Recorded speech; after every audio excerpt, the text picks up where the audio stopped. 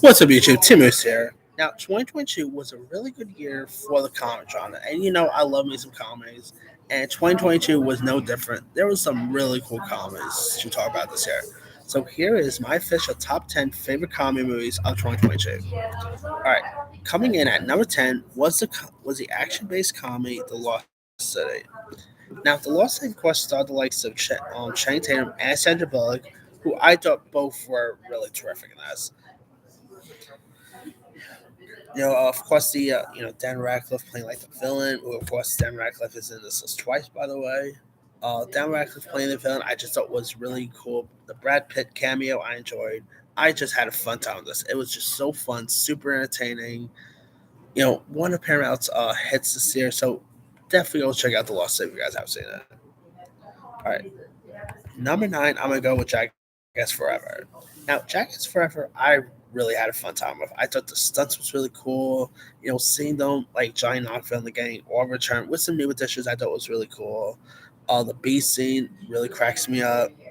I just thought this was really cool, and we are supposed to be getting another Jackass in the future, but more like a series with some new cast members. Which I can see why, because Johnny Knoxville is literally reaching in the 60s, and ain't no way he'll be able to do this stuff anymore. So there's that, but it was just a really fun one and a massive hit too, by the way. So there's that. All right, number 8, I'm gonna go with Beavis and Butthead Through the Universe. Now, I just thought this was a really fun one. Of course, another Paramount film, by the way. It is on Paramount Plus. Seeing Beavis and Butthead, not only in film version, but of course they do the revival too. Seeing Beavis and Butthead, these wacky you know, dummy characters reunite once again was a pleasure surprise. Seeing Mike Judge voice these characters was really cool to see. The the comedic aspect I enjoyed. I just had a fun time with this one, and I'll love to see another Beavis Butthead film in the future, but we'll see. All right, number 7, I'm gonna go with Chip and Dale Rescue Rangers. Now, of course, Chip and Dale Rescue Rangers was much better than it had any intention to be. Seeing like these two chipmunk characters, I thought was really betraying. Some really cool, fun cameos here and there. I just thought this was an awesome one, and I just had a fun time with it. It was cute, charming. Seeing, of course, the voices of Andy Samberg and John Mulaney voicing Chip and Dale, I thought was cool. Seeing Seth Rogen pop up in this is interesting. It is an awesome one in my opinion. So definitely check that one out if you guys haven't seen it. All right, number 6, probably more dramatic, but it actually has more comic than you expect, and that is Triangle of Sadness. Triangle of Sadness is much better than it had any intention to be. I thought the cast of characters was really cool. Uh, Maybe one of the best vomit scenes I've ever seen in movie history. I thought that was really fun. I'm not really much of a vomit guy when it comes to movies, but the vomit scene I really enjoyed. Uh, I mean,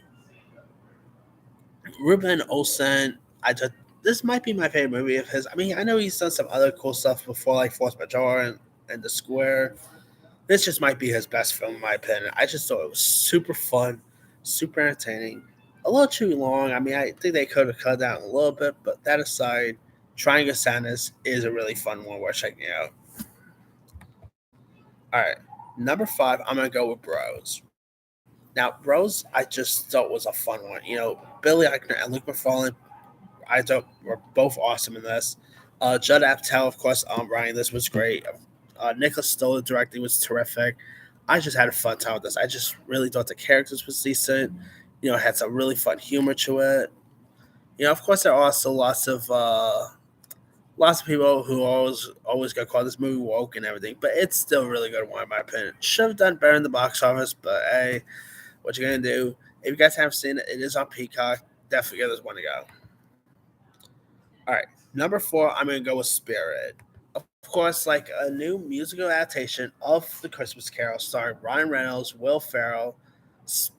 Directed by the same director of That's My Boy and That Is Home. Spirit has some really great music to it. The chemistry between Will Ferrell and Ryan Reynolds is terrific.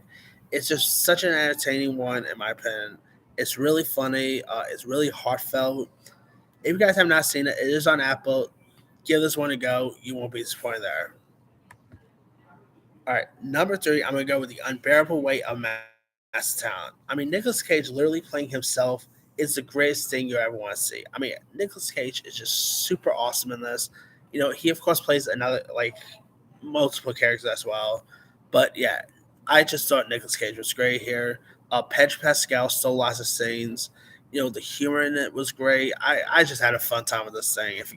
So yeah, if you guys haven't seen it, I'm not sure we can find nowadays, but do yourself a favor, go watch Master Talent. I mean, Nicolas Cage shows he could do comedy, and we've seen that before. And here, him just playing himself is perfect in every way. All right, number two, I'm gonna go with Clerk Street. Probably, you know, you're definitely gonna need some tissues when you watch a Clerk Street because there is more dramatic scenes in this, but it definitely does have some fun humor, especially with Jay and Silent Bob popping up.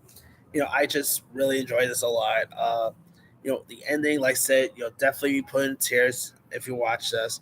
I just thought it was a really remarkable film and really great way to end Kevin Smith's Extroverse trilogy. So, yeah, I cannot wait to see what Kevin Smith does next. I mean, whether it's like Tux 2, whether it's another one that is Canadaverse, who knows? And my number one favorite comedy of the year goes to Weird the Al Yankovic story.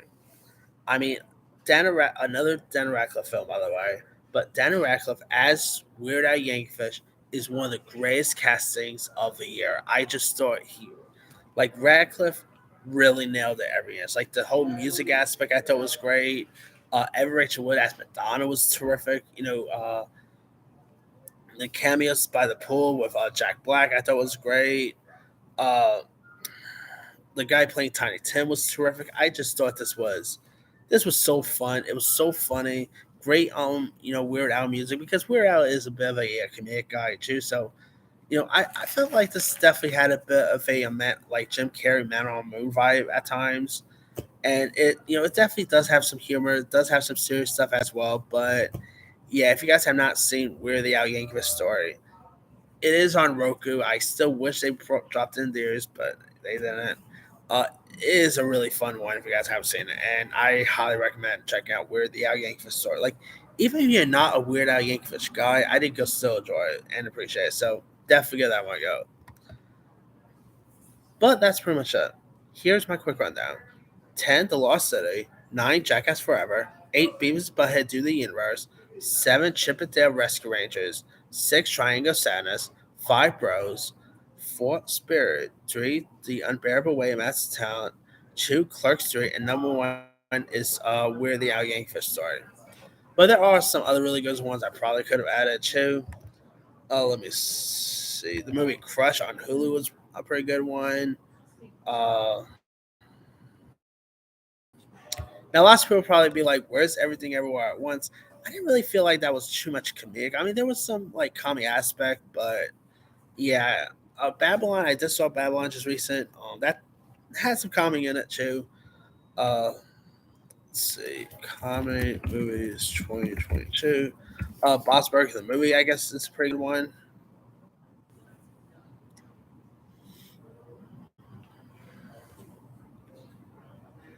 I'm one of the rare folks that did not mind the bubble, but that was not my favorite. Like that was actually my anticipated comedy of the year, by the way, but that's not really my favorite, to be honest. Yeah, so yeah, Dog Violent Night was a pretty good one. Cha Cha Real Smooth, Glass Onion I probably should have added. The Bad Guys was a good one. Some really decent ones to talk about. But let me let you guys. What are some of your favorite comedy movies of the year? Drop comments below. Don't forget to like, subscribe, hit that bell for more notification. This is Simon signing up.